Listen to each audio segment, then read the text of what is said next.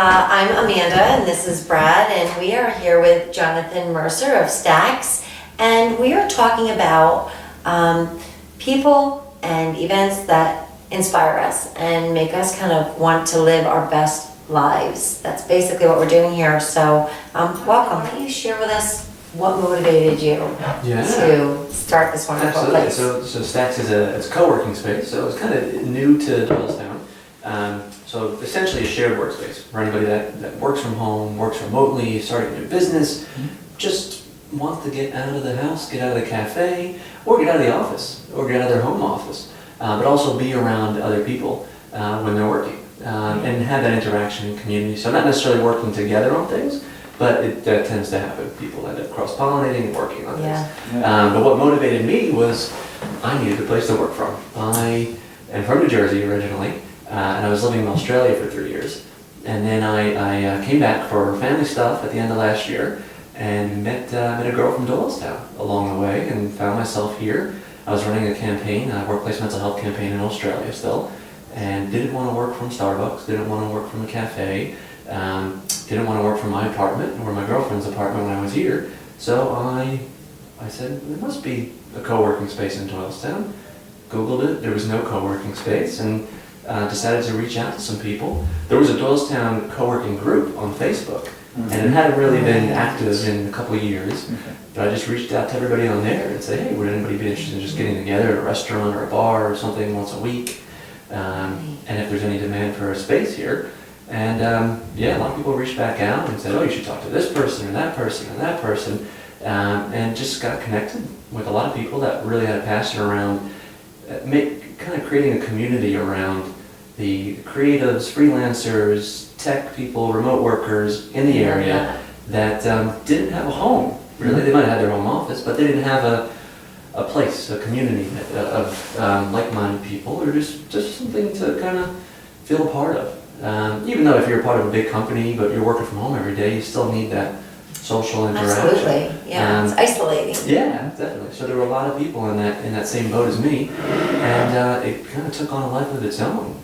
I started running a weekly get-together, weekly meetup, and we started at Hopscotch. Then we did. We started at Chambers, then Hopscotch, then Tap Room, back to Hopscotch. So we did about 6 in a row. But along the way, I kept meeting new people and talking about, what do you think Doylestown needs a co-working space? And I had never done anything like that.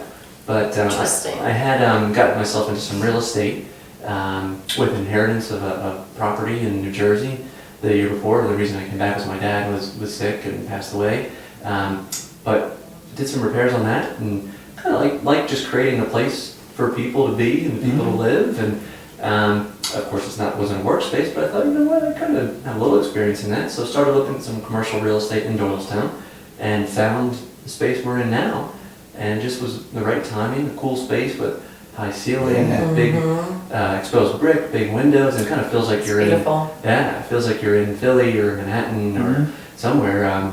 But Doylestown's a cool town too. That's why I thought it needs a space like this for people that have their laptops opened in Zenden and Starbucks and all those other places. And kind of was if you build it, they will come.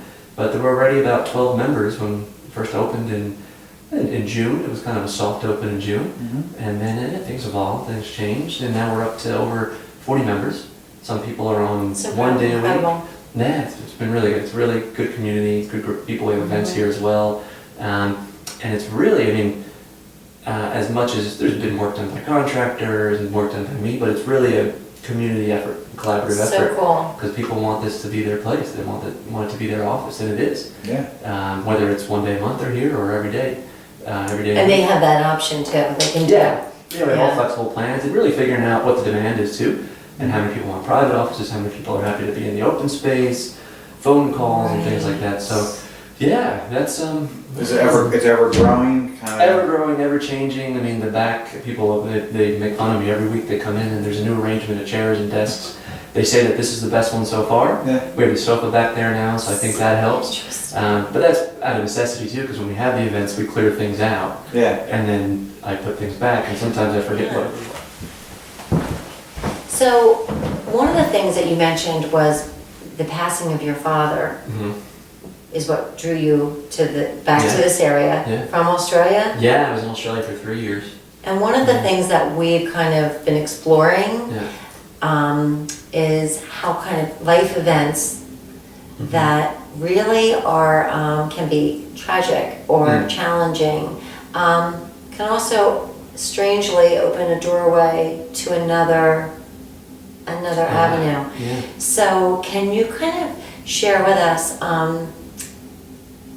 maybe a moment of transformation or Sure. transition for you? Yeah, I could probably do a few of those.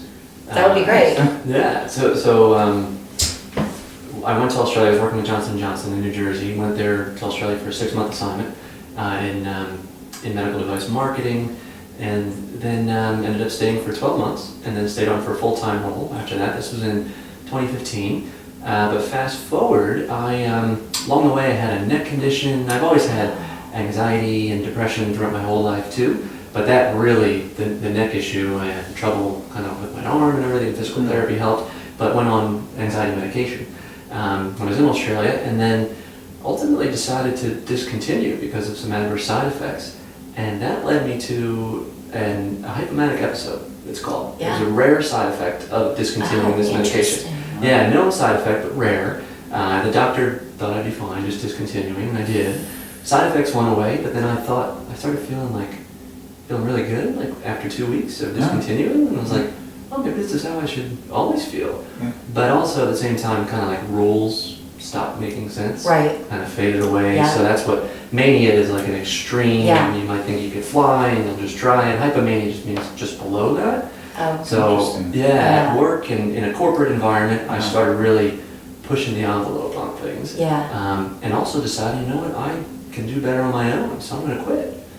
Without really much planning or thought. Right. Mm-hmm. Handed in my resignation, had about 4 weeks left to go, and I think that I've realized that I had made a bad decision, but it was also in this other state. Yeah. So I just kept pushing the envelope, and to a point where people reached out and said, we think something's wrong with Jonathan, this isn't normally him. Yeah. And I was told by HR there was an intervention ultimately, and said, well, honor your resignation, everything's fine, but you just need to do something. Just don't come into the office for the last 3 weeks of your term, and then don't talk to anybody from work either. Oh my gosh, So- and there you are in Australia. Yeah, like 10,000 miles Oh from my gosh. home, and not Yeah. knowing what happened, and kind of it all Yeah. came to a head. Like, well, who was I for the past Yeah. almost 2 months?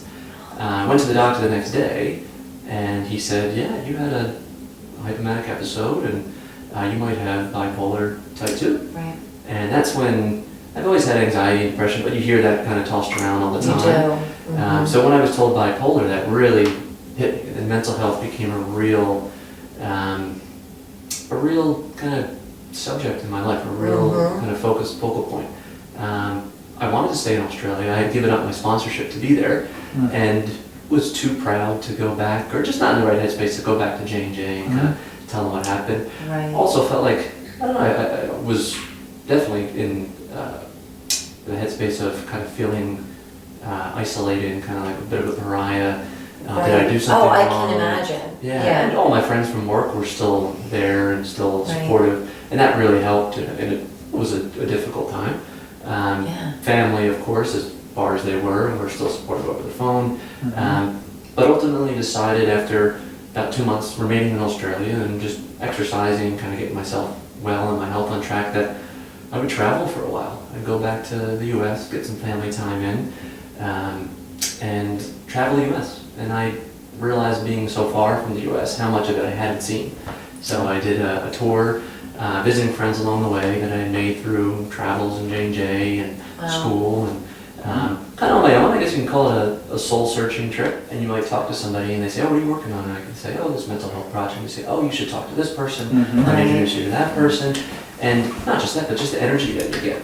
So Yeah. I was finding that I had anxiety going into phone calls. If I had a phone call at 11 a.m. and I was still in my pajamas, I'd be feeling like, oh my God, am I ready for this? Yes. Because I hadn't talked the whole day. I hadn't seen anybody. That's I hadn't a spoken really to good anybody. point. Yeah, so I knew that wasn't going to work for me. Where when I was in Doylestown, Even go to the cafe, I mean, because you might interact with the barista or the cashier or somebody, but everybody else here is either in a conversation with someone in the cafe or has their headphones in, and not willing to talk, and you're like, can I bother them? So that's why I started trying to create the community around that first, and then open Stacks. But yeah, what brought me back was my dad. Was grateful that we had made contact again and had been in touch, but he had cancer, and that was around July of last year, of 2017. When it came, it was very sudden, as sudden as it should be. He was 78, so he was older, but it was advanced at that stage, and he was in the hospital. I was on the phone with him, and he didn't tell me he was in the hospital until I said, "Where are you?" He said, "I'm in the hospital." I said, By the way, I'm in the hospital. Yeah. He said, "For what?" Cancer. Oh, wow. What kind is it? I don't know. Just just cancer. I was like, "Okay, are you okay?" He's like, "Yeah, I'm fine."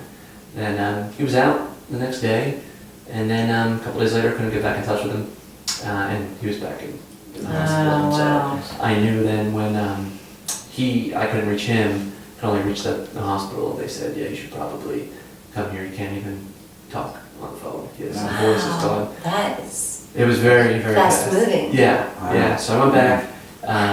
Dad, their parents were separated and divorced, and Dad had no family other than me. So it was really just me, other than What a story. a friend of his from back when he was in his 30s that was still in touch. And I think now I realized that some of the reasons that we fell out were maybe his mental health. I was thinking that. I was absolutely thinking that Yeah. because I think it is like a genetic, you Oh, know? Yeah. Yeah. Yeah. So and his- you weren't recognizing that was, and Exactly. you might not have even been recognizing it. Exactly. Yeah. So. Yeah. Yeah, so that brought me home, and he had properties in New Jersey and Canada, multi-families, and I had a decision to either go back to Australia or sell the properties, go back to Australia, or try to kind of fix them up, because they were in disrepair. So he was sick for a while, but Yeah. didn't want to know, I guess. So I decided to stay and fix them up, and that was kind of my grieving process too, because he was really passionate about the houses. He was a general contractor. You feel like you have that in your background, just the things that you've done, you know what I mean? Hands-on Maybe you stuff, shared yeah. more genetic traits, Right. you know? Yeah. Yeah, just even when you look around Stacks, it's very well done. It's really, really well done. So that's something that, I would be able to do. That's a... Come on, maybe you could. Maybe. Come on. Yeah. Sorry. No, I wouldn't. I can't even read that coffee mug, so it looks nice. So kind of what makes your day, for me it's connection. Yes. I'm really one who needs to connect. Yeah. And if I don't connect and have a meaningful connection, it really feels like a wasted day. Yeah. So that's kind of what we're looking for. Yeah. I think, just kind of being in the blood of what we do here at Stacks is that helping people do what they want to do. Whether it's just a normal day, work day for them, or if it's a new member potentially coming in, trying the space out, that typically works from home or works on the road. I think a day without that connection, that interaction, helping somebody and making them be able to do what they do even better. That's great. So yeah, a day without that, and there's been days without that. There's been Oh, days sure. where there's nobody here, and I'm like, Yeah. what's Well, you can always call us, we can come over and There you hang go. out. That's right. We need a lot of help. Yeah. You can always help us. Yeah. You can just come and hang out. We're giving that way. Yes, we there will, we go. we will let you Just help us. coffee, some scones. What's fun for you? What do you like to do for Oh, fun? that's fun. I like doing the hands-on stuff here. I really do, kind of building something new. Yeah. So I try to get something like that in each week. Just making something. Or the members here kid around because I change the space around a lot, but always for a reason, hopefully. Just that third time I've been here, it's That's different. how we're doing. It's- That's so yeah, interesting. And meanwhile, if you went into my living room, it's the same as when I moved in. Yeah. So I'll share with you, Jonathan, that you inspire us. And what really inspires me is the fact that you have been handed a lot in your young life and have actually used it to learn and to grow and to kind of move and shift in different directions and also to help others. So what kinds of things inspire you? Yeah, I think some of the podcasts I listen to as well are around those those stories like that, where there's been adversity. There's not necessarily something that has to be wildly successful, but somebody that really had a passion or a vision for something and really stuck with it because they believed in it and they knew there were others that needed it and wanted it, and no matter what the challenges were. But also failures too. I like hearing failures and things. That's how you learn too. Exactly. And that inspires me too when I feel like, oh, am I doing this the right way? Am I doing the right thing? And I give myself a little bit of leeway to say, okay, it can fail. That's okay. Right. And it's not the defining moment. It's not the end all be all. And to know that there's people that are wildly successful or just successful or not, either way, but have been through a lot of failures, but have continued on. So, what is success to you? That just makes me wonder. That's a good one. I think a big part of it is my mental health too. Yeah. Finding kind of a good balance for myself where I'm able to be busy, but also have the mental headspace to just be well and be balanced, and but also helping other people out. So really doing what I think works best for me, for my brain, but also contributes the most to the community, to society, to whatever this becomes, whatever I do next, is really just the right kind of place for me. And being okay with that too, and not striving necessarily for millions or billions or investors or this or that or glitz or glamour. But yeah, just the feeling good in what I'm doing because it's helping others. So that is, like, I think that's a great ending. And this is how we end it, Jonathan, like this. Watch. What do? We say thank you. Thanks for watching.